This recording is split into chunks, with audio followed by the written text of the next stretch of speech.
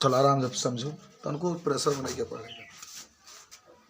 अब बात क्या होगी, उष्मागतिकी चर किसे कहते हैं? उष्मागतिकी चर। देखो हम लोग उष्मा के बारे में पढ़ करके आ रहे हैं, उष्मागतिकी के बारे में पढ़ करके आ रहे हैं कि उष्मा के क्या स्थानांतरण होता है, उसके विभिन्न रूपों के बारे में जब अध्ययन करते हैं तो उसी को हम लोग क्या कहते हैं, उष्मागतिकी चर कहते हैं। आज का जो टॉपिक रहेगा आखिर उष्मागतिकी चर किसे कहते हैं। देखो तो उष्मागतिकी को प्रकट करने के लिए हम लोग जो ताप होता है उसको डेल्टा टी से, दाब होता है उसको डेल्टा पी से, उष्मा होता है उसको डेल्टा क्यू से, और दाब हो गया आयतन होता है उसको डेल्टा भी से प्रदर्शित करते हैं। तो इसी क्रिया को कहते हैं उष्मागतिकी चर। याद हुआ?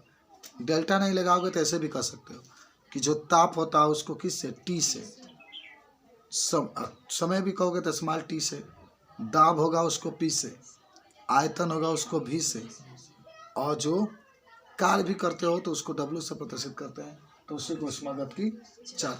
चार को तो जरूर याद करें पड़ी, एक ताप, एक दाब, एक आयतन, एक उष्मा। चारों को जिसके द्वारा प्रदर्शित करते हैं उसी को क्या कहते हैं, उष्मागतिकी चर। याद हुआ? तो लिख दो, लिखो उष्मागतिकी में उपस्थित, उष्मागतिकी में उपस्थित विभिन्न राशि जैसे ताप, दाब, आयतन,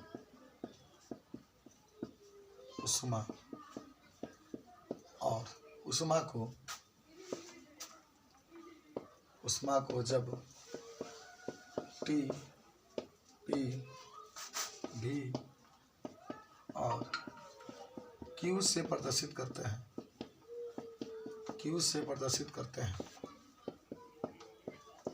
तो इसे उष्मागतिकी कहते हैं। तो इसे उष्मागतिकी कहते हैं। सब लोग याद करो, तो इसे क्या कहते हैं, उष्मागतिकी चर। मैंने कहीं जरूर लिख लेना कि अगर ताप परिवर्तन होता है, यहाँ पर जरा सोचो उदाहरण में, अगर ताप परिवर्तन होता तो क्या लिखोगे, डेल्टा टी। डेल्टा का मतलब क्या होता है, परिवर्तन। ताप परिवर्तन कहता है तो डेल्टा टी, दाब परिवर्तन कहेगा तो डेल्टा पी, आयतन परिवर्तन कहेगा तो डेल्टा भी, उष्मा परिवर्तन कहेगा तो डेल्टा क्यू। सब आपको याद हो गया, देखो ध्यान से। याद हुआ कि नहीं हुआ बताओ?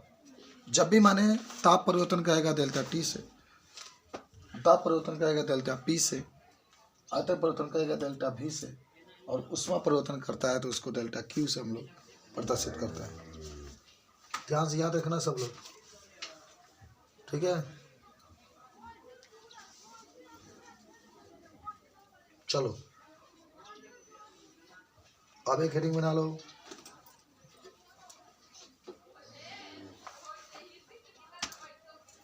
उष्मागतिकी। मैंने लिख लो उष्मागतिकी निकाय की आंतरिक ऊर्जा। याद हुआ जी? कुछ समझ में आया है? अगर नहीं समझ में तो पूछ सकते हैं आप लोग, ठीक है? तब लिख लो उष्मागतिकी। कुछ पूछना है रजत बाबू? तो लिखो उष्मागतिकी के आंतरिक ऊर्जा। उष्मागतिकी के, याद है आप लोग को आंतरिक ऊर्जा पढ़े हैं ना? बोलिए। भेजे थे तुम लोग एक वीडियो देखे थे?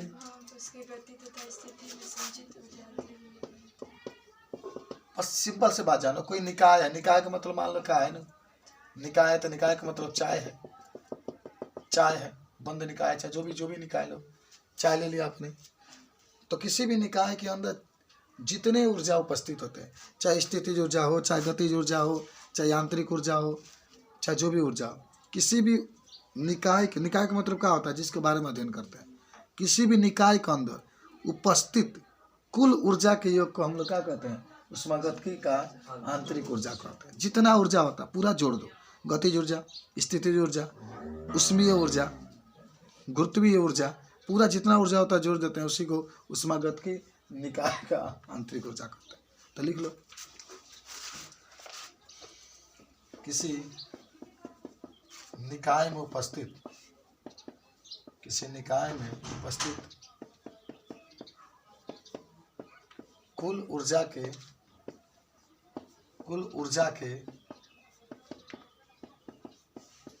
योग को उष्मागतिकी का आंतरिक ऊर्जा कहते हैं। आंतरिक ऊर्जा कहते हैं। तो यहाँ पर लिख सकते हैं आंतरिक ऊर्जा बराबर गतिज ऊर्जा प्लस स्थितिज ऊर्जा प्लस उष्मीय ऊर्जा, उष्मीय ऊर्जा। सब नोट करो जल्दी से फटाफट। तो किसी भी निकाय में उपस्थित कुल ऊर्जा के योग को हम लोग क्या कहते हैं? हाँ, उष्मागतिकी का आंतरिक ऊर्जा। याद हुआ सब? बोलो, कोई दिक्कत?